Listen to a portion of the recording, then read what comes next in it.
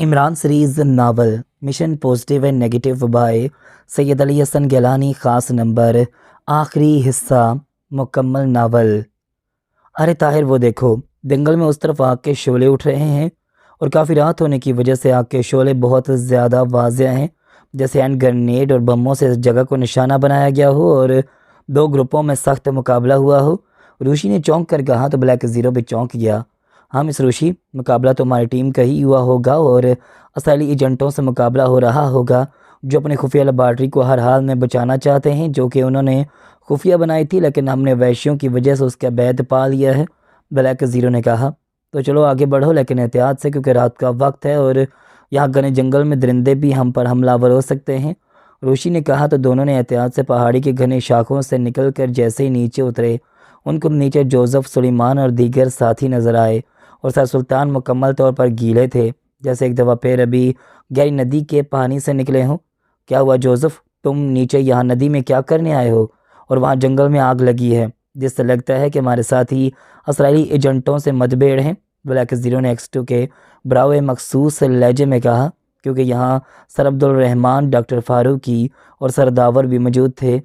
Sir, जैसे ही sir सुल्तान आपसे बात करने के बाद वापस हमारी तरफ आ रहे थे, फिसलन की वजह से लड़कते हुए हम नीचे गिरे और फिर नीचे गिर कर नदी में जा गिरे थे, लेकिन जोसेफ ने तेज़ रफ्तारी दिखाते हुए नीचे जाकर सर सुल्तान को नदी से निकाल लिया है और सर सुल्तान अब ठीक हैं। इसलिए मैं भी बड़े साहब, डॉक्टर फारूकी साहब और सरदावर साहब को लेकर नीचे आ गया, क्योंकि कहीं हम अलहदा ना हो जाएं। यहाँ रात का वक्त है और दरिंदों की आवाज़ों की बहुत गूंज हो रही है। सुलेमान ने ब्लैक ज़ीरो की तरफ देखकर अदब से कहा, मिस्टर X2, तुम्हारा ये बंदा वाकई बहुत काम का है। जैसे ही मेरा दोस्त सुल्तान नीचे गिरा, ये बिजली की तरह इस ख़तरनाक और फिसलन पहाड़ी से ऐसे उतरा जैसे इसके लिए कोई मसला ही ना हो, और सर सुल्तान को कामयाबी से बचा लिया है। सर अब्दुल रहमान ने मुस्कुराते हुए कहा, मिस्टर अब्दुल रहमान, मेरे बंदे बहुत खूबियों के मालिक हैं, इसलिए तो पकीशा सिकर सरबस का पूरी दुनिया में एक नाम है। ब्लैक ज़ीरो ने X2 के लहजे में कहा, सर सुल्तान, अब आप कैसा फ़ील कर रहे हैं? अगर आप ठीक हैं तो हमारे साथ आगे बढ़ें, क्योंकि हमारे साथ ही ख़तरे में हो सकते हैं और हमें उन तक पहुंचना है और लेबॉर्ट्री पर भी कब्ज़ा करना है, क्योंकि हमने तस्दीक कर ली है कि यहाँ वाकई लेबॉर्ट्री है और हमारे मुल्क के ख़िलाफ़ भयानक तरीन साजिश हो रही है। रूशी ने कहा, हाँ मैं ठीक हूँ और वतन की सालमियत सबसे बढ़कर है, हम आपके साथ आगे बढ़ने को तैयार हैं। सर सुल्तान ने कहा तो जोसेफ और सुलेमान होशियारी से हाथों में हथियार थामे आगे हो गए थे। रूशी और ब्लैक ज़ीरो सरदावर वगैरह के पीछे हो गए और सब आग वाली जगह पर जानने लगे जो उनसे अभी कुछ दूर थी। गो कि उन सब ने रोशनी नहीं की हुई थी, क्योंकि इस तरह यहाँ डेंजर एरिया में दुश्मन की नज़रों में आ रहे थे। लेकिन रूशी और ब्लैक ज़ीरो को जोसेफ पर भरोसा था कि वो तारीकी जंगल में अगर दरिंदे या जंगल के दीगर ख़तरात यहाँ उनके करीब आए तो जोसेफ को मालूम हो जाएगा। सुलेमान और जोसेफ जो कि आगे थे, उनको अंधेरे में जल्दबाजी में खाई नज़र नहीं आई और दोनों घनी शाखों में उलझते रास्ते में धड़म से नीचे गिरने लगे, लेकिन गहराई बहुत कम थी और नीचे घनी शाखें थीं, जिसकी वजह से उनको कोई चोट ना लगी।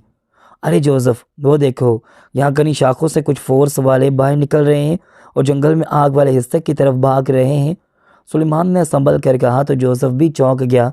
जहाँ खुफिया जगह थी और शाखों के अंदर एक इलेक्ट्रिक दरवाज़ा उनको नज़र आ रहा था, जहाँ से फोर्स निकल कर बाहर को भाग रही थी। चलो अब हमने मिलकर यहाँ रेड करना है। हम बेशक मिस रूशी और ताहिर साहब से अलहदा हो गए हैं, लेकिन वो सर सुल्तान वगैरह का ख्याल कर लेंगे। हमने यहाँ अंदर दाखिल होना है और लेबॉर्ट्री को कब्ज़े में लेना है। जोसेफ ने कहा तो सुलेमान ने जोश से सहला दिया, हाँ जोसेफ, अंदर कंप्यूटराइज्ड निज़ाम होगा और हमने एहतियात करनी है। आगे बढ़ के लेबॉर्ट्री का दरवाज़ा बंद होने से पहले इस पर कब्ज़ा करने की कोशिश करते हैं। सुलेमान ने कहा तो जोसेफ ने सर हिला दिया और फिर सुलेमान को इशारा करके दरख्तों और घनी शाखों की आड़ लेते हुए बढ़ने लगा। जोसेफ, मेरे ख्याल में यहाँ फोर्स अब अंदर कम होगी, हमें अंदर किसी भी सूरत में दाखिल होकर अपना होल्ड करना होगा। सुलेमान ने जोश भरे लहजे में कहा और अब रात की तारीकी में भी उसकी आंखें काफ़ी रात होने की वजह से मुसलसल अंधेरे में रहने से कुछ कुछ देखने के काबिल हो गई थी, और जोसेफ का साथ होने से उसे अब कोई खौफ महसूस नहीं हो रहा था और उसे ये मालूम था कि इस लेबॉर्ट्री में पकीशा के ख़िलाफ़ भयानक काम किया जा रहा है। इसे जोश भी काफ़ी था। वो देखो, घनी शाहों के अंदर ही रास्ता है और डलवान जगह है, लेकिन यहाँ चलने से रास्ता बन गया है। जोसेफ ने चौंक कर कहा और दोनों शाखों के अंदर घुस गए, जहाँ अंदर रोशनी थी और एक इलेक्ट्रिक डोर बंद हो रहा था, जहाँ से फोर्स निकल कर बाहर को भागी थी। जोसेफ और सुलेमान तेज़ी से आगे बढ़े और जोश से हाई जंप लगाते हुए बंद होते हुए डोर में से गुजरते हुए अंदर लेबॉर्ट्री के अंदर दाखिल हो गए और उसके साथ ही डोर बंद हो गया।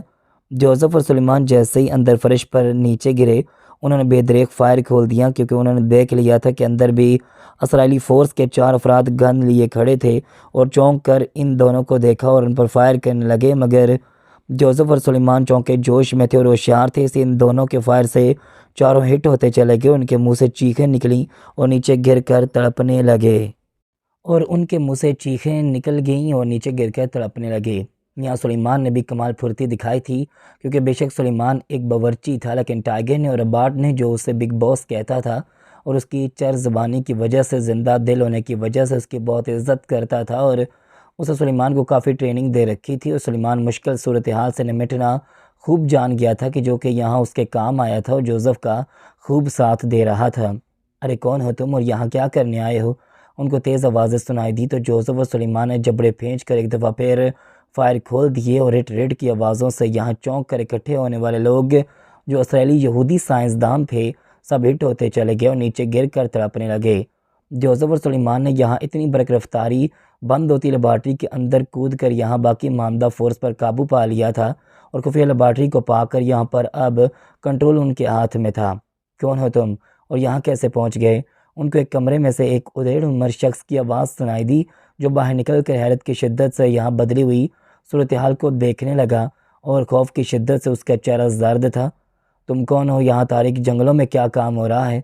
सुलेमान ने करख्त लहजे में उससे पूछा और इस बार उन दोनों ने उसे हिट ना किया। मैं ग्रेटर इसराइल का मारूफ साइंसदान डॉक्टर जोन्स हूँ और यहाँ अजीम काम हो रहा है, मगर तुम लोग कौन हो और कैसे इस लेबॉर्ट्री में दाखिल होने की जसारत की है? डॉक्टर जोन्स ने खौफजदा होने के बावजूद अकड़ते हुए पूछा। ओह तो डॉक्टर जी, यानी डॉक्टर जोन्स तुम हो जो पकीशा के खिलाफ काम कर रहा है? जोसेफ ने चौंक कर मुस्कुराते हुए पूछा और उन दोनों को देख लिया था कि अब यहाँ सवाए इस उदेड़ उम्र साइंसदान डॉक्टर जोन्स के और कोई जिंदा नहीं बचा था, क्योंकि 12 के करीब साइंसदानों के लिबास में दीगर साइंसदान इनके हाथों मारे गए थे जो गालबन इस उदेड़ उम्र के अंडर काम करते थे। मेरे ख्याल में तुम मकामी अफराद नहीं बल्कि मैकअप में पकीशाई एजेंट हो, लेकिन मैंने अपना काम पूरा कर दिया है और 1 घंटे बाद नेगेटिव माइंड रखने वाले पकीशा की एटमी रिसर्च तबाह हो जाएगी और मेरे बनाए गए जदीद हॉट पावर बम चिप को कोई रडार चेक नहीं कर सकेगा। और मैंने पकीशा की एटमी रिसर्च की जो फाइल कर्नल स्टीन से मंगवाई थी उसका कोड ओपन कर दिया था और लोकेशन ओपन होने के बाद मैंने अपना काम कर दिया है और मेरी बनाए हुए हॉट पावर बम चिप 1 घंटे बाद पकीशा की एटमी रिसर्च पर जाकर उसे हिट करेगी और दुनिया का वाहिद इस्लामी एटमी मुल्क एटम बम से महरूम हो जाएगा और वहाँ तमाम अमला मारा जाएगा और फाइल की लोकेशन की वजह से हम फिर ग्रेटर इसराइल के असली दुश्मन को हमारे आगे झुकना पड़ेगा। और अब तुम मुझे मार भी तो मुझे कोई दुख नहीं होगा क्योंकि मैंने एक अजीम काम कर दिया है और तबाहकारी असरात से पकीशा के लाखों अफराद मौत और भयानक बीमारी में मुब्तला हो जाएंगे। डॉक्टर जोन्स ने हंसते हुए कहा तो सुलेमान और जोसेफ ने जबड़े खींच लिए, उनके दिल लरजने लगे। ये पॉजिटिव और नेगेटिव क्या होता है? जोसेफ ने उसे कहरालूद निगाहों से देखते हुए कहा। सुलेमान ये किसी ब्लड की बात नहीं कर रहा, क्योंकि हर मज़हब, हर फ़िरके और हर तरह के लोगों में पॉजिटिव ब्लड और नेगेटिव ब्लड भी इंसानी खून में होता है। ये यहूदी बदबख्त खुद को आला ज़र्फ़ अजीम सोच के कह रहे हैं और हम पकीशा वालों को घटिया और कम ज़र्फ़ कह रहे हैं। हालांकि यहूदी इस्लामी मुल्कों में अपना कारोबार बेखूब चला रहे हैं और हमारे मुल्क में भी यहूदियों की कई ब्रांड्स काम कर रही हैं, फिर भी ये पकीशा के दुश्मन हैं और ख़ुद ही नेगेटिव और घटिया जहनीत के लोग हैं। सुलेमान ने डॉक्टर जोन्स की तरफ गुस्से से देखते हुए जोसेफ को जवाब दिया। डॉक्टर, हम तुम्हारा वो अशर करेंगे जिससे तुम्हारी मौत बहुत भयानक हो जाएगी, लिहाजा तुमने पकीशा की एटमी रिसर्च को फना करने की नापाक साजिश की है, इसको खुद ही डिस्चार्ज कर दो। जोसेफ सुलेमान की बात सुनकर कहरालूद निगाहों से डॉक्टर जोन्स को देखकर उसकी तरफ बढ़ते हुए कहा, तुम मुझे क्या मारोगे? ग्रेटर इसराइल के लिए मैंने जो करना था वो कर दियो, मुझे मरने का कोई अफसोस नहीं होगा, चाहे तुम मेरे लिए जितने मर्जी टुकड़े कर दो, लेकिन पकीशा को अब इसराइल के आगे झुकना होगा। डॉक्टर जोन्स ने कहा। सुलेमान ने गुस्से की शिद्दत में उसके सीने में पूरा मैगज़ीन खाली कर दिया और उसका सीना छलनी हो गया था और डॉक्टर जोन्स को तड़पने का मौका भी ना मिला और नीचे गिर कर मर गया। ओह सुलेमान, इसको भी नहीं मारना चाहिए था, क्योंकि इसके पास ही फायर किए जाने वाले इस मलक और पावर बम चिप का फार्मूला था। जोसेफ ने चौंक कर कहा, फ़िक्र मत करो जोसेफ, यहाँ साहब है और मिस रूशी हैं, डॉक्टर फ़ारूकी भी हमारे साथ हैं। और हमारी खुशकिस्मती है कि सरदावर भी यहाँ हैं, जिनको अगवा करके यहाँ जंगलों का कैदी बनाया गया था ताकि वो दरिंदों या किसी वैश्य कबीले के हाथों मारे जाएं, लेकिन कुदरत ने उनको बचाया है और हमारे साथ हैं।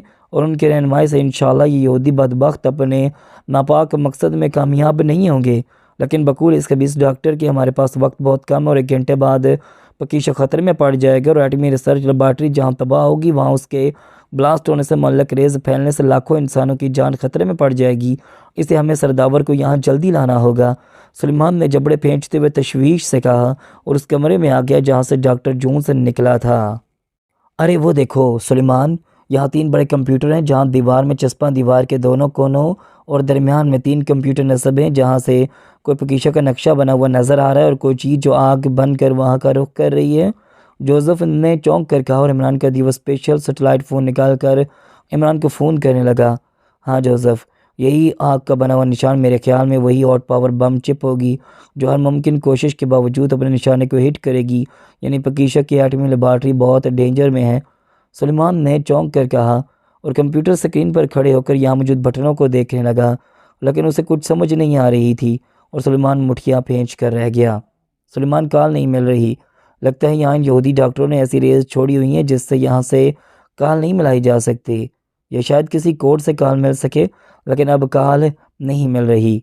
जोसेफ ने भी मुठियाँ फेंच कर कहा। जोसेफ, मालूम नहीं साहब और उनका ग्रुप कहाँ है, और जैसा कि कॉल नहीं मिल रही से तुम ऐसा करो कि बाहर जाओ। मैंने देखा है कि डोर को ओपन करने का बटन अंदर से डोर के साथ दीवार पर नस्ब है। तुम बाहर जाओ और किसी तरह मिस रूशी और सरदावर को बुला लाओ, क्योंकि हर गुजरता लम्हा पकीशा के लिए ख़तरा बनता जा रहा है।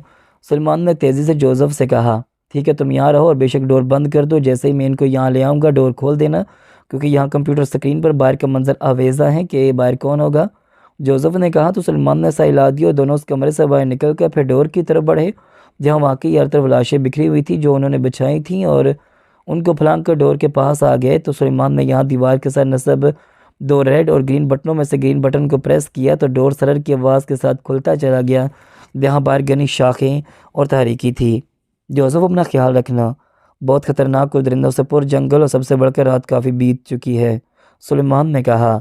सुलेमान, बस तुम अपना ख्याल करो, जोसेफ खुद ही अपने दुश्मनों के लिए एक दरिंदा है, जोसेफ ने कहा और तेज़ी से बाहर निकलता चला गया और तेज़ी से आगे बढ़ने लगा।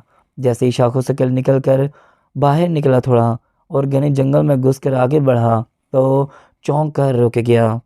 अगर आपने अभी तक मेरा ये चैनल सब्सक्राइब नहीं किया है तो उसे जल्दी से सब्सक्राइब करें और बेल के बटन को भी लाजमी दबाएं ताकि मेरे चैनल की हर वीडियो की नोटिफिकेशन आपको मिल जाए। अरे ये तारीकी में दोनों अचानक कहाँ चले गए हैं? जैसे सुलेमान और जोसेफ नीचे गिरे, सुल्तान और सर अब्दुल रहमान एक साथ घबरा कर बोले और रुक गए, क्योंकि जोसेफ और सुलेमान एक साथ इनकी नज़रों से अचानक गायब हुए थे।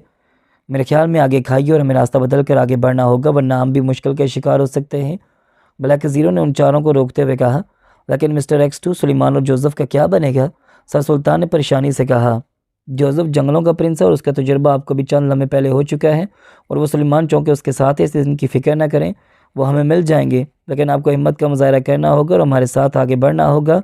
अगर ये अफ्रीका के जंगलात ना होते तो मैं आप चारों को किसी महफूज मकाम पर बिठाकर आगे बढ़ता, जहाँ मेरे दीगर ग्रुप में साथी गालबन मुश्किल का शिकार हैं। लेकिन यहाँ तारीक जंगल में रात के वक्त कोई महफूज ठिकाना नहीं है, इसलिए आप सबको रिवॉल्वर दे दिए हैं ताकि किसी मुश्किल के शिकार होने पर आप भी इनका इस्तेमाल कर सकें। और यहाँ जंगल में दरिंदे भी कसरत से, इसलिए हम आपको अपने साथ रखेंगे और जहाँ हम जाने हर जगह साथ आप चारों को रहना होगा, ब्लैक ज़ीरो ने X2 के लहजे को समझाते हुए कहा। ठीक है मिस्टर X2, हम आपके साथ हैं और जैसा आप कहेंगे वैसा ही करेंगे, डॉक्टर फ़ारूकी ने कहा। ऋषि, मैं इनके आगे होता हूँ और तुम चारों के पीछे रहो, और इस तारीख और ख़तरनाक जंगल में अपनी आंखें और कान खुली रखनी है, क्योंकि गो के मुझे यकीन है कि जोसेफ और सलमान जल्द ही हमसे मिलेंगे। लेकिन जोसेफ जैसा बासलाहियत इंसान फ़िलहाल हमसे अलग हो चुका है, इसे हमें बहुत ज़्यादा मोहतात होना पड़ेगा, ब्लैक ज़ीरो ने कहा। ठीक है चीफ़, आप फ़िक्र मत करें, मैं मोहतात हूँ और हमें जल्द जल्द उस आग वाली जगह पर पहुँचना होगा, ऋषि ने अदब से कहा। तो ब्लैक ज़ीरो ने रास्ता तब्दील किया और सब एक दफ़ा फिर रास्ता बदल कर पहाड़ी से एहतियात से उतर कर एक दफ़ा फिर आगे बढ़ने लगे। गो के दूरों नज़दीक से दरिंदों और दीगर जानवरों की आवाज़ें सुनाई दे रही थीं, जिनसे इन चारों शख्सियात का खून खौफ से खुश्क होता जा रहा था। ब्लैक ज़ीरो और ऋषि बहुत ज़्यादा मोहतात अंदाज में आगे बढ़ रहे थे और उनका ख्याल भी रख रहे थे, क्योंकि इस वक्त ब्लैक ज़ीरो X2 के रूप में था और अपने मुल्क की अहम शख्सियात की हिफाजत उसकी ज़िम्मेदारी थी, क्योंकि पुरस्कार चीफ एक्स2 का रोब, दबदबा और एक नाम था। ब्लैक ज़ीरो यहाँ इमरान के ना होते हुए भी इस ज़िम्मेदारी को एहसन तरीके से निभाना चाहता था। अचानक उन सबको अंधेरे में चंद इंसान नजर आए और चौंकिया। मुसलसल तारीख जंगल में रहने की वजह से उनकी आंखें काफ़ी हद तक अंधेरे में देखने के काबिल हो चुकी थीं।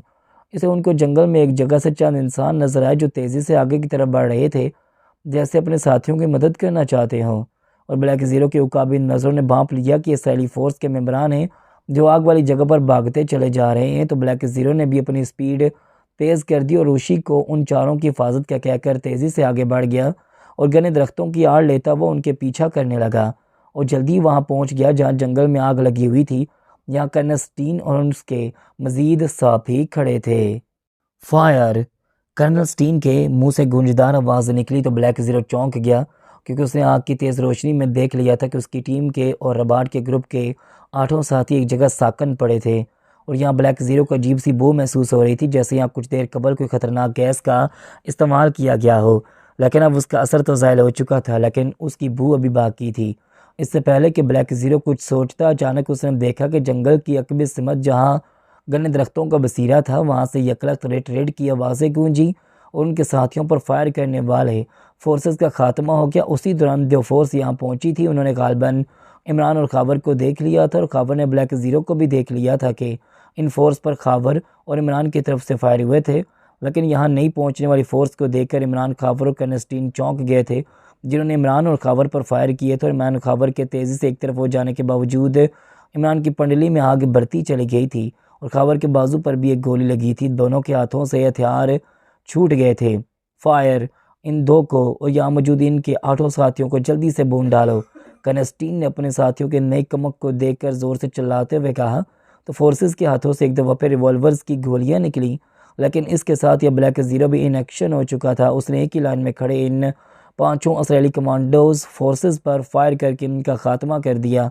और चूँकि इमरान और खाबर अभी नीचे लेटे हुए थे और दरख्तों की आड़ लेना चाहते थे ताकि इनके हमलों से बच सकें, जो अचानक नई इसराइली फ़ोर्स की तरफ से की गई थी। लेकिन ये देखकर दोनों और कर्नस्टीन भी हैरान हो गया कि ये 5 कमांडोज किसी के निशाने से हिट होते चले गए थे। और उसके साथ ही अचानक कर्नस्टीन पर भी फायर हुआ तो एक गोली उसके दिमाग में लगी और वो कहते हुए शैतर की तरह गिर कर मर गया। ब्लैक ज़ीरो ने चौंक कर देखा तो रूशी और दीगर 4 अफराद भी यहाँ पहुँच चुके थे। कर्नस्टीन के सर पर गोली रूशी की तरफ से चलाई गई थी और यहाँ मौजूद तमाम इसराइली फोर्सेस का मुकम्मल तौर पर ख़ात्मा हो गया था। इमरान, तुम और खावर ठीक तो हो? ब्लैक ज़ीरो ने अचानक अंधेरे से निकलकर रोशनी की तरफ आते हुए कहा, जहाँ उनसे कुछ फासले पर जंगल में आग होने की वजह से रोशनी थी, लेकिन यह आग से ही दूर हुई थी। खाक ठीक हो मिस्टर ब्लैकमैन, लेकिन मिस्टर ब्लैकी अब बहुत ही प्यारे हैं, जिसने अचानक यहाँ आकर हमारी मदद की। आपके प्यारे गालों को चूमने का दिल कर रहा है, लेकिन आपकी ब्लैक ब्यूटी बीवी ने इस कर्नल को मारकर गलती की है, क्योंकि हम कर्नस्टीन से लेबॉर्ट्री के बारे में उगलवाना था। इमरान ने खड़े होकर हाथ झाड़ते हुए मकान अंदाज में कहा, बकवास बंद करो, मैं X2 हूँ और ये रूशी है। अलबत्ता वाकई रूशी ने कर्नस्टीन को मारकर गलती की है। ब्लैक ज़ीरो ने X2 के लहजे में इमरान को डांटते हुए कहा, सॉरी सर, बस हम अचानक यहाँ पहुँच गए और यहाँ जैसे ही इसराइली फ़ोर्स आपके हाथों हिट हुई, मैंने यहाँ तमाम दुश्मनों का खात्मा करना मुनासिब समझा। रूशी ने माजरत से कहा, खैर मुझे यकीन है जोसेफ और सुलेमान जो अचानक हमसे अलग हुए वो लेबॉर्ट्री तक पहुँच वहाँ रसाई हासिल कर चुके होंगे। ब्लैक ज़ीरो ने यकीन भरे लहजे में कहा और मालूम नहीं क्यों उसे यकीन था कि वाकई सुलेमान और जोसेफ जो उससे अलहदा हुए ये वज़ीम कारनामा अंजाम दे कर ही रहेंगे। उसी दौरान जूलिया, जोआना और इमरान के ग्रुप के दीगर मेम्बरान भी यहाँ पहुँच गए और सवाए जोसेफ और सुलेमान के तमाम ग्रुप एक दफ़ा फिर इकट्ठा हो गया था। इमरान अपने वालिद और दीगर शख्सियात से मिला और दीगर मेम्बरान भी उनसे मिले। गुड सुपर, मुझे यकीन था कि तुम मेरे बारे में फ़िक्रमंद होंगे और ज़रूर मेरे लिए छानबीन करोगे।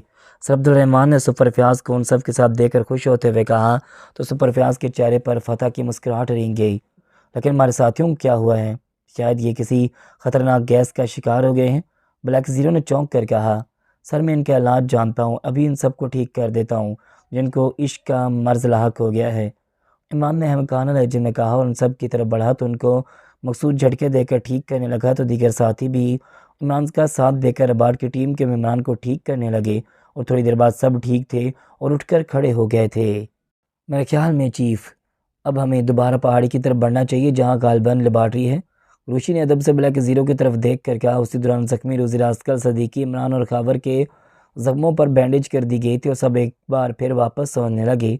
और जैसे ही थोड़ा आगे बढ़ने लगे और चौंके, अब उनकी ददबाइश थी, इसलिए उनको एक सहारा था। और ख़ासकर सर सुल्तान, सर अब्दुल रहमान, सरदावर और डॉक्टर फ़ारूकी बहुत खुश और मुतमईन थे कि एक तो वो तारीख जंगलों की मुश्किलात से निकल आए थे, और ख़ासकर इमरान को देखकर सरदावर, डॉक्टर फ़ारूकी और सर सुल्तान बहुत खुश थे।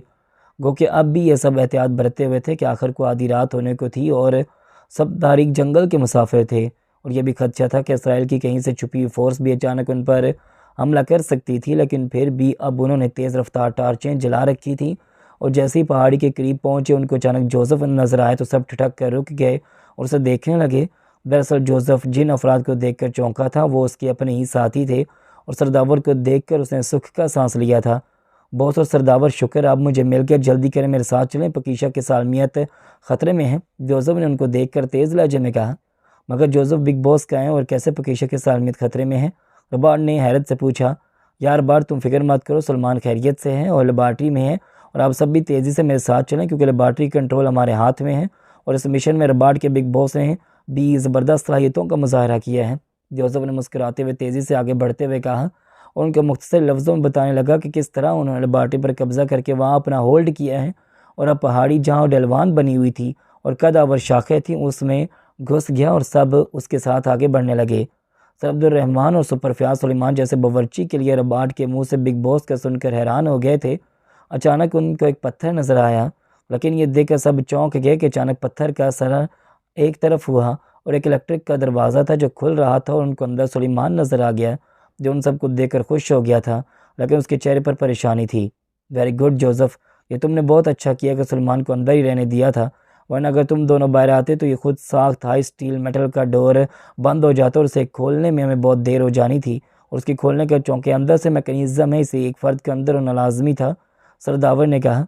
और इन यहूदियों ने वाकई अपने पार्टी को बहुत ही खुफिया बनाया है, जिसे ट्रस्ट करना आसान ना होता, डॉक्टर फ़ारूकी ने कहा। चंद लम्हों बाद खुद साख्ता डोर फिर से बंद हो गया। सुलेमान, इतनी सारी लाशें कहाँ हैं जिनको हमने मारा था?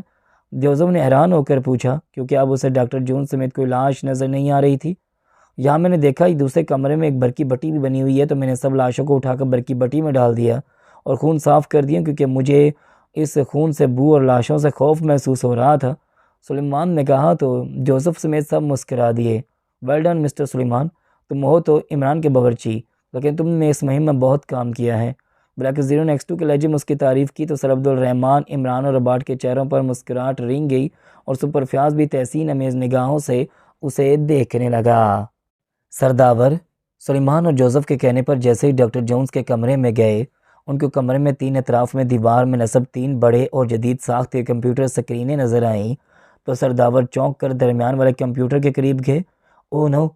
सरदावर के चेहरे पर पूरी दुनिया का खौफ गालिब आ गया, और गो के इमरान यहाँ दीगर साथियों के साथ नीचे फर्श पर बैठ गया था, क्योंकि सब थके हुए थे, और इमरान की उकाबी नज़रों ने भी सबको भांप लिया था और उसने अपने होंठ सख्ती से खींच लिए थे। डॉक्टर फ़ारूकी पहले, रूशी तीसरे कंप्यूटर के करीब आ गए जहाँ मुख्तलिफ बटन नस्ब थे। मिस्टर X2 और इमरान बेटे, पकीशा के सालमियत ख़तरे में है, क्योंकि यहूदियों ने मरहूम मेजर आसफ से की गई एटमी रिसर्च की कोड फाइल को ओपन करके लोकेशन वाज़ेह कर दी है, और हाई पावर के जदीद बम चिप भेज दी है जो अब आधे घंटे में हमारी एटमी सेंटर को क्रैश कर देगा, और उसकी तबाहकारी से कई लाख इंसान भी मारे जाएंगे। और यहूदियों ने हमारे मुल्क और दुनिया के वाहिद इस्लामी एटमी मुल्क के ख़िलाफ़ भयानक मंसूबे में कामयाबी से काम किया है।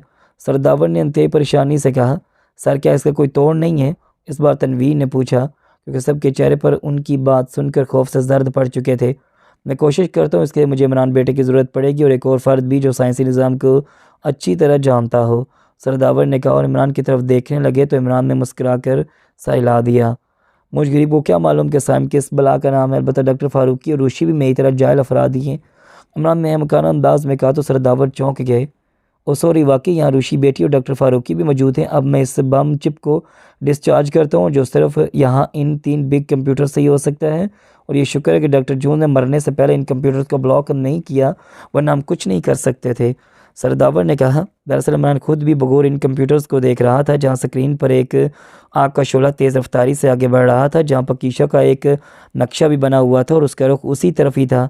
अगर रूशी और डॉक्टर फारूकी में से एक फ़र्द ना होता तो इमरान लाजमी सरदावर की मदद करता, लेकिन इमरान जानता था कि जहाँ डॉक्टर फारूकी एक माहिर और अच्छे सर्जन डॉक्टर हैं, वहाँ अच्छे साइंसदान भी हैं, और रूशी भी इमरान की तरह अच्छी साइंसदान थी। और इन तीनों की मौजूदगी में इमरान अपने वालिद की मौजूदगी की वजह से बैठा ही रहा ताकि उनकी नज़रों में निकम्मा ही रहे, लेकिन फिर भी उसकी तमाम नज़रें इन तीनों अफराद पर थीं जो बिग कंप्यूटर पर खड़े थे और सरदावर से पूछकर मुख्तलिफ बटन को प्रेस कर रहे थे। 10 मिनट बाकी रह गए थे, लेकिन अभी तक इन तीनों से काम पूरा नहीं हो रहा था और सरदावर के माथे पर पसीना आ चुका था। काश हमारे पास रेडियाई लहरों को ब्लॉक करने और मार्क करने वाला आला रेड कॉक था। इसके बगैर हम इस मालक बम चिप को मार्क करके फना नहीं कर सकते, और अभी तक बम चिप समुंदर की हदूद में है और किसी भी वक्त पकीशा के हदूद में दाखिल हो जाएगा। सरदावर ने इंतहाई परेशानी से मुठियाँ पेंच कर इंतहाई मायूसी से कहा, सरदावर मेरे ख्याल में रूसी का चेक ग्रूम मीटर, इसमें रेड हुक का रेडियाई पावर लॉक हरगिज़ नहीं होगा क्योंकि रूसी अहमक है। इमरान ने मुँह बनाते हुए कहा तो सरदावर के साथ डॉक्टर फारूकी और सरदावर भी चौंक पड़े और सर अब्दुल रहमान साहब ने पहली दफ़ा चौंक कर अपने बेटे को देखा जो बज़ाहिर ऐसे ही बैठा था, लेकिन उसकी हर बात को सरदावर जैसे मारूफ साइंसदान फॉलो कर रहे थे। सरदावर कुछ भी करें, हमें आप जैसे अजीम साइंसदान पर फ़ख्र है। पकीशा की सलामती को ख़तरात में नहीं होना चाहिए। सर सुल्तान ने तशवीश से कहा, हाँ सरदावर, मुझे यकीन है कि आप पकीशा को ख़तरे से निकाल लेंगे। इस बार सर अब्दुल रहमान ने भी जोश में कहा, इंशाअल्लाह ऐसा ही होगा। रूशी ने इन दोनों की बात सुनकर कहा और अपनी वाच उतार ली जो कि उसकी जदीद और इनकलाबी ईजाद चेक ग्रूम मीटर था और सरदावर के हवाले कर दिया। सरदावर ने उस वाच के शीशे पर 3 दफ़ा हाथ मखसूस तरीके से घुमाए तो शीशा ऊपर की सिमत उठ गया। तो सरदावर ने अपने कंप्यूटर में नस्ब एक तार को निकाला जो बटनों के साथ नस्ब था और उसको चेक ग्रूम मीटर के अंदर छोटी मशीन से नस्ब किया तो यकलख तीनों कंप्यूटर स्क्रीन पर नजर आने वाले आँख के शोले को झटका लगा तो सरदावर के चेहरे पर फतह की मुस्कुराहट रेंग गई और रूशी और डॉक्टर फारूकी को चंद हदायत देने लगे। तो रूशी और डॉक्टर फारूकी अपने कंप्यूटर्स पर लगे बटनों को उनकी हदायत के मुताबिक प्रेस करने लगे। सिर्फ 3 मिनट बाकी रह गए थे और निशान के मुताबिक यहूदियों के कामयाब तरीन साइंसदान डॉक्टर जून्स के बनाए गए बम चिप जो पकीशा की तरफ भेजा गया था वो पकीशा में दाखिल होना ही चाहता था, लेकिन अभी भी समुंदर की हदूद में था। अचानक सरदावर ने मुस्कुराते हुए एक ब्लैक बटन को प्रेस किया तो यकलख ताक का एक शोला जो पकीशा के करीब ही पहुंच चुका था समुंदर में ही उसका रुख हो गया और समुंदर के पानी में एक भूचाल आ गया था। मुबारक हो सबको, अल्लाह ताला की मदद से हम तीनों ने पकीशा को ख़तरे से निकाल दिया और इसराइल वालों के नापाक मकसद को नाकाम कर दिया है। यकलख सरदावर ने खुशी और मसरत से कहा तो सबके चेहरे जो सते हुए थे खुशी से खिल उठे। रूसी और डॉक्टर फारूकी के चेहरे पर भी खुशी से खिल उठे जो उनके साथ काम करने से उनके माथे पसीने से तर थे क्योंकि बहुत ही बारीक काम था और एक बटन गलत प्रेस होने से यहाँ का सिस्टम जाम हो जाता और पकीशा खतरात में डूबता चला जाता। जो यहूदी पकीशा को खतरात में डालने की भयानक साजिश में तकरीबन कामयाब हो ही जाते, लेकिन उन सब की कोशिशों से पकीशा ख़तरे से अब निकल गया था। सब खुशी से एक दूसरे को मुबारकबाद देने लगे। अब सबको एहसास हुआ होगा कि मैं पहली बार इतने सारे मेम्बरान को तारिक बर आज़म के मुहिम में क्यों लाया हूँ और हमने बगैर आराम किए मुसलसल सफ़र किया है और आखिर हमारी मेहनत रंग लाई। और ये भी अच्छा हुआ कि बेशक सरदावर वगैरह को अगवा करके ये जंगलों में भयानक मौत मरने के लिए छोड़ दिया गया, लेकिन मेरे ग्रुप में जिसमें सुलेमान, रूशी और जोसेफ जैसा जंगलों का प्रिंस था, हमें जंगल में अपने मुल्क की मौजूद शख्सियात मिल गई और तीनों ग्रुप होने की वजह से हमने दुश्मन को काबू किया और आखिरकार अल्लाह की मदद से हमने दुश्मनों के मंसूबे को नाकाम कर दिया। और मैं इस मिशन में मिस्टर रबार्ट का भी शुक्रिया अदा करूँगा कि मेरी सिक्योर सर्विस के रुकन ना होकर भी उन्होंने मेरी टीम की काफ़ी रहनुमाई की। इसके साथ रोज़ी रास्को और टाइगर ने भी इस मिशन में अजीम कारनामे अंजाम देकर सच्चे मुहिब वतन होने का सबूत दिया है जिस पर मैं इनका शुक्रगुजार हूँ। इसके अलावा मिस्टर सुपर फयाज, मिस्टर जवाना का भी शुक्रिया जो मेरी टीम का हिस्सा नहीं है, लेकिन उन सब ने भी इस मिशन में मेरे साथियों की बहुत मदद की है। ब्लैक ज़ीरो ने X2 के रूप में कहा तो टाइगर रोज़ी रास्कल के चेहरे खुशी से फूल के रबर्ट और जवाना के चेहरे पर भी मुस्कुराहट आ गई। मिस्टर ब्लैकमैन, मुझ गरीब का भी नाम ले लें, मैंने भी इस मिशन में 3 बुगले मारे थे। मैंने हाथ खड़ा करके अहमकों की तरह कहा तो ब्लैक ज़ीरो जो पहली दफ़ा मुस्कुरा रहा था, इमरान की बात सुनकर उसका चेहरा गुस्से से सुर्ख हो गया। मिस्टर अब्दुल रहमान, आप अपने बेटे को समझा लें। सब जानते हैं कि मैं और मेरी मेंबर रूशी मेकअप में फिर भी जानकर आपका बेटा फजूल मांगतों में लगा है। ब्लैक ज़ीरो ने दिल में मज़े लेते हुए मगर बज़ाहिर बहुत गुस्से में कहा तो सब मेम्बरान के सांस अपने चीफ को गुस्से में देकर खुश्क हो गए और सब मेम्बरान गुस्से से इमरान को घूरने लगे जिससे इनके चीफ को अपनी मांगतों से नाला कर दिया था। अलबत्ता सर सुल्तान मुस्कुराते हुए सर अब्दुल रहमान को देखने लगी, जिनका चेहरा इमरान की अहमकाना बात हो और चीफ एक्स2 को नाला देकर गुस्से में आ गया था, लेकिन खुद बर्दाश्त कर गए। मिस्टर खौफनाक, मेरा मतलब मिस्टर काले मैन, आपकी नाक पर मक्खी, मेरा मतलब हर वक्त गुस्सा क्यों रहता है? हालांकि आपकी होने वाली आप ही की तरह ब्लैक वाइफ, सॉरी ज़ुबान गोता खा गए, मेरा मतलब मेंबर मिस उजाला, सॉरी मेरा मतलब मिस रुशी भी काली है और आपकी भी रंग में रंग है, मेरा बावर्ची बेचारा भी काला हो गया है। इमरान ने किसी की परवाह ना करते हुए फिर अहमकाना अंदाज में कहा, जूलिया गोली मार दो इस अहमक को। ब्लैक ज़ीरो ने गुस्से से कांपते हुए कहा तो सर अब्दुल रहमान पहली दफ़ा घबरा गए, क्योंकि जो भी था, लेकिन उनकी नज़र में निकम्मा इमरान आखिर उनका बेटा था। तुम जूलिया हो? नहीं बेटी, तुम ऐसा मत करना, क्योंकि मैंने अपनी बीवी और बेटी सुरैया से तुम्हारी बहुत तारीफ़ की है और मेरी बीवी तुम्हें अपनी बहू बनाना चाहते हैं और बहुत प्यारी बच्ची है, तो मेरे बेटे के साथ ऐसा नहीं करोगी। सर अब्दुल रहमान ने घबरा कर जूलिया की तरफ देख कर कहा, सॉरी मिस्टर अब्दुल रहमान, आपके गुस्ताख बेटे को मारना होगा। इसकी ज़ुबान बहुत चलने लगी है, काम तो कुछ नहीं जानता, सिर्फ दूसरों का सर ही खाता है। एक्स2 ने गरजते हुए कहा तो रबाट जवानों टाइगर होनकों की मानंद पकीशा के एक्स2 को देखने लगे, जो इमरान के माकतों से यकलख ताक बगोला हो गया था। सरदावर डॉक्टर फ़ारूकी भी एक्स2 के साख बरसाते रूप और इमरान को जूलिया के हाथों गोली मारने का सुनकर परेशान हो गए थे और हैरत से उनके मुंह खुल गए थे, जो सब थोड़ी देर पहले एक दूसरे को मुबारकबाद दे रहे थे। और सिक्योर सर्विस के मेम्बरान सुपर फ्याज और रोज़ी रास्कल भी होनकों की मानंद और परेशानी से पकीशा के सिक्योर सर्विस के पुलिसराज चीफ का आग बरसाता रूप देख रहे थे, जो इमरान के माकतों से हुआ था। अलबत्ता सुलेमान रूशी और जोसेफ दिल में मुस्कुरा रहे थे, लेकिन बज़ाहिर उन्होंने अपना चेहरा संजीदा रखा हुआ था। जूलिया के हाथ कांप रहे थे और सर अब्दुल रहमान की बात सुनकर उसका दिल खुशी और मसरत से लरजने लगा था, क्योंकि वह अच्छी तरह जानती थी कि सर अब्दुल रहमान असूल परस्त और बहुत ही सख्त गिर इंसान है और पहली दफ़ा उन्होंने उसे देखा और पसंद भी कर लिया था और उसे इल्तिजा कर रहे थे कि उन्होंने इमरान को ना मारने पर उसको अपनी बहू मानने का इरादा ज़ाहिर किया था। और जूलिया सजीब और जहनी कशमकश में बहुत ही ज़्यादा उलझन का शिकार बन चुकी थी। गोली भी इमरान को, जिसकी खातिर उसने अरसा दराज से अपना मुल्क छोड़ा हुआ था। जूलिया, मैं कहता हूँ शूट कर दो इस बदज़बान अहमक इंसान को। एक्स2 ज़ोर से गरजा, जूलिया की आंखों से बेख्तियार आंसू रवा हो गए थे और एक्स2 की बात सुनकर सर अब्दुल रहमान और ज़्यादा परेशान हो गए और हैरत और गुस्से से एक्स2 को देखने लगे। नहीं जूलिया बेटा, ऐसा हरगिज़ मत करना। सर अब्दुल रहमान ने एक दफ़ा फिर जूलिया की तरफ देख कर कहा, चीफ़ प्लीज़ एक दफ़ा इमरान को माफ़ कर दें, अब ये आपसे बदतमीज़ी नहीं करेगा। जूलिया ने गड़बड़ाते हुए कहा, क्योंकि एक तरफ उसका सख्त गिर चीफ एक्स2 था तो दूसरी तरफ इमरान के वालिद सर अब्दुल रहमान थे, जिन्होंने पहली दफ़ा उससे इल्तिजा की थी और उन्हें चीफ का हुक्म न मानने को कहा था ताकि उनका बेटा बच जाए। जूलिया ज़िंदगी में पहली दफ़ा बहुत बड़ी आजमाइश में फंस चुकी थी। मिस्टर एक्स2, आप हम मुअज़्ज़ज़ अफराद का तो ख्याल कर लें, प्लीज़ इमरान को माफ़ कर दें। सब जानते हैं कि इमरान को मजाक करने की आदत है। सर सुल्तान ने दिल में हंसते हुए कहा, मगर लहजे को संजीदा करते हुए ब्लैक ज़ीरो को मखसूस इशारा किया कि अब बस करे, बहुत हो गया है। ठीक है, इस बार आप मुअज़्ज़ज़ अफराद के कहने पर मैं इमरान को माफ़ कर रहा हूँ, लेकिन अब उसने मुझसे बदतमीज़ी की तो मैं किसी की परवाह ना करते हुए इससे अपने हाथों से गोली मार दूंगा। एक्स2 ने कहा तो सबने सुख का सांस लिया। हैरत है, यहाँ तो मुझ नाचीज़ की कोई सुनता ही नहीं है, मैं अब किससे दिल की बात करूँगा। इमरान ने मासूम सी सूरत बना कर कहा, अहमक गधे नामकूल, क्या तुम्हारी कैंची की तरह चलती हुई ज़ुबान चुप नहीं हो सकती? सर अब्दुल रहमान ने गुस्से से इमरान को घूरते हुए कहा, डैडी, जैसा कि आपका बेटा मिस फटिस वाटर के फौलादी और जुलाबी कुंवारे हाथों से मरने से बच गया है, इस पर आपको मुबारक हो। इसे कम अज़ कम आप तो अपने बेटे को इस जंगल में 3 बुगले मारने का कुछ इनाम दे दें। इमरान ने तालियां बजाते बदस्तूर अहमकाना अंदाज में सर अब्दुल रहमान की तरफ देखकर मुस्कुराते हुए डिटाईपन से कहा, इमरान मेरे बेटे, तुम फिक्र मत करो, पकीशा जाकर मैं और तुम्हारी अम्मा मिलकर तुम्हारे 3 बुगलों को मारने के नाम में 300 जूतियाँ तुम्हारे सर पर लगाएंगे तो तुम्हारे होश ठिकाने आ जाएंगे। सर अब्दुल रहमान ने मुस्कुराते हुए मगर तजिया अंदाज में कहा तो कमरा ज़ोरदार कहकों से गूंज उठा। ख़त्म शुद।